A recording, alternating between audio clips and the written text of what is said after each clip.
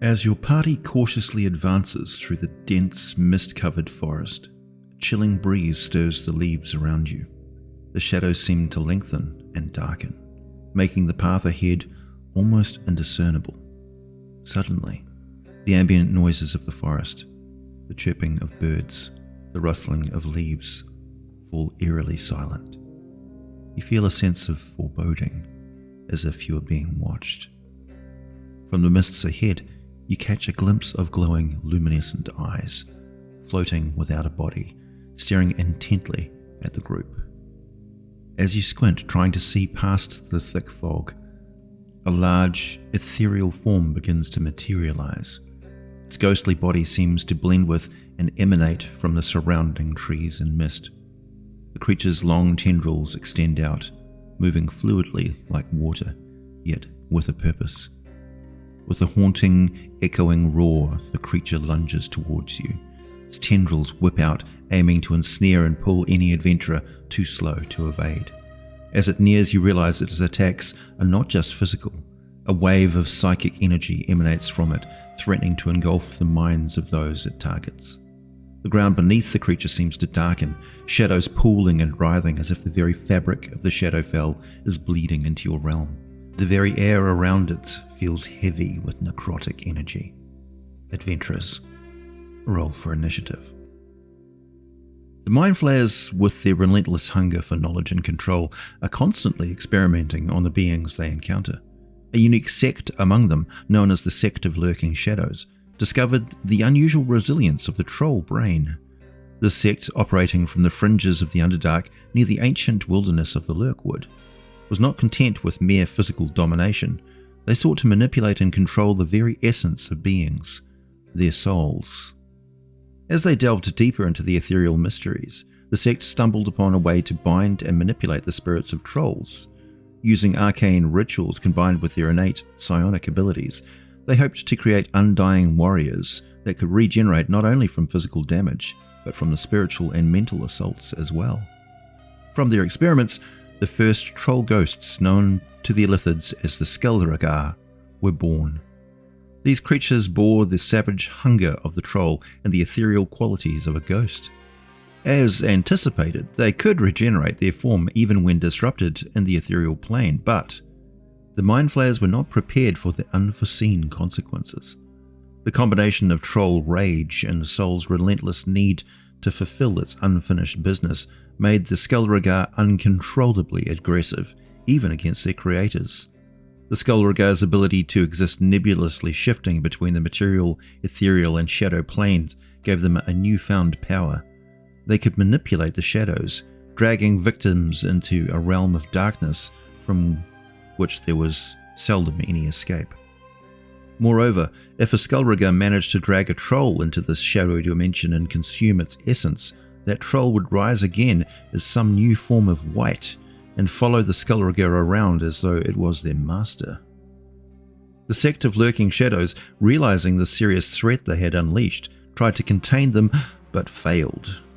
Now the Skul'Reghar roam free, lurking in the ethereal borders of forests and cities, growing in number and power. The Sect of Lurking Shadows did develop some powerful artifacts to help them exterminate ethereal creatures, but their creed seems to have either wiped them out or they have retreated from their old territory, wisely retreating from the doom they have set loose on the surface world. The Skul'Reghar doesn't reproduce in a conventional manner, of course. Instead, it perpetuates its curse by seeking out trolls, slaying them and reanimating their corpses as troll wights. These troll wights are bound to the Skul'Reghar, serving it mindlessly, often travelling along behind the much faster Skul'Reghar as it hunts and then joining it a few rounds into a battle. However, their existence is temporary, and their hit points are only a quarter of what wights should be, as they will disintegrate into dust after a set period unless the Skul'Reghar can finalise their transformation. To fully transform a troll wight into another of its kind, the Skul'Reghar must desecrate the sacred groves of Feywild beings, such as treants, dryads, elves, and fairy folk. These groves are wellsprings of life and magic, and their corruption generates a torrent of negative energy required to cement the curse. The act involves the Skul'Reghar performing a dark ritual, where it channels the anguish of the captured face spirits, melding it with the troll wight's essence. The desecration not only transforms the wight, but scars the grove, rendering it a blight on the Feywild. Over time, the grove could transform into a twisted mockery of its former self, with corrupted flora and fauna attracting other dark creatures and becoming a beacon of malevolence in the Feywild. Fey agencies may seek out adventurous mortals to help in this situation, providing a great number of story opportunities. Lurking in shadows, there prowls a terrible hunger. In the haunting gloom of old forests and the silent alleys of cities, the Skul'Reghar lurk. Born from the unholy union of troll resilience and ethereal torment, they represent the hubris of the Illithids' dark experiments. The Sect of Lurking Shadows sought to manipulate the very essence of beings only to unleash upon the world a force they could neither control nor contain. Skul'Reghars are undead trolls. They are large, undead, chaotic evil. Their armor class is 13 when ethereal and 15 when corporeal. They have an average of 84 hit points. Their speed is 30 feet and they can perform an ethereal stride which covers 60 feet. They have a strength of 18, dex of 14, con of 20, intelligence of 7, wisdom of 10 and charisma of 8. Saving throw bonuses +3 wisdom and +2 charisma. Their skills are +3 to perception. They have immunity to poison and acid when ethereal. Their conditional immunities are charmed, exhaustion, grappled, paralyzed, petrified, poisoned, prone, and restrained when ethereal. They have 60-foot dark vision and a passive perception of 13. They understand giant but can't speak unless a speak with dead spell is used. Their challenge rating is 9. They have a number of abilities. First is Ethereal Drag. Once per turn, when the Skul'Reghar hits a creature with its Ethereal Drain attack, it can force the creature to make a DC 14 Charisma saving throw. On failure, the creature is pulled into the Ethereal Plane with the Skul'Reghar. At the end of the creature's next turn, it can repeat the saving throw to return to the Material Plane. Shadowfell Drag is once per turn. When the Skul'Reghar hits a creature in its corporeal form, it can force the creature to make a DC 14 Charisma saving throw.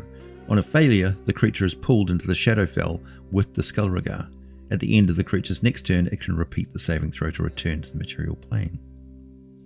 In corporeal form only, the Skul'Reghar regains 10 hit points at the start of its turn when it's corporeal. It takes acid or fire damage. This trait doesn't function at the start of its next turn. They can perform an ethereal stride and step from the material plane to the ethereal plane or vice versa as a bonus action. They can also do this through the Shadowfell. And while they are drawing a shroud as a bonus action, the Skul'Reghar can step through the Shadowfell, drawing from shadows to gain a corporeal form for 1 minute. The Shroud of Shadows allows it, when in dim light or darkness, to cloak itself in a veil of living shadows. These shadows cling to its form, making it indistinguishable from the surrounding darkness. When shrouded in this manner, the creature becomes effectively invisible to those relying on sight. This ability can only be activated when the creature is in its corporeal form. However, exposure to bright light disrupts this veil of shadows, forcing the creature into its incorporeal state. While in this state, it loses its physical attacks and its ability to regenerate. To regain its corporeal form and associated abilities, the creature must either create a cloud of shadows or retreat to an environment of dim light or darkness. Each non-undead creature within 60 feet of the Skul'Reghar that can see it must succeed on a DC 13 Wisdom saving throw or be frightened for 1 minute, so horrifying is its visage. It has each round a multi-attack in corporeal form only. The Skul'Reghar makes 2 attacks, one with its bite and 2 with its claws. The bite is a melee attack, +7 to hit within 5 feet, 1 target, taking 1d6 +4 piercing damage. The claws, also +7 to hit, and a target within 5 feet, takes 2d6 +4 slashing damage. They are also able to, in ethereal form only, perform an ethereal drain, which is a melee spell attack, +5 to hit, within 5 foot reach. One target takes 4d8 necrotic damage. The target's hit point maximum is then reduced by the amount equal to the damage taken. The reduction lasts until the target finishes a long rest.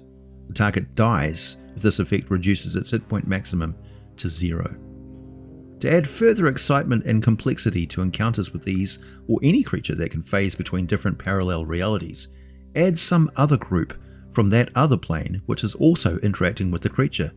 Many other species dwell in the Ethereal and Shadowfell planes, seeing the Skul'Reghar as a threat to their lives also.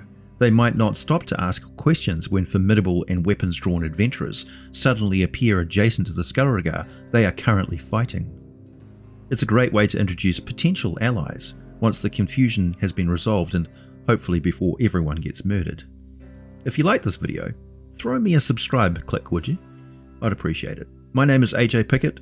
This is a Halloween homebrew monster for October. Make good use of it. Thanks for listening, and as always, I'll be back with more for you very soon.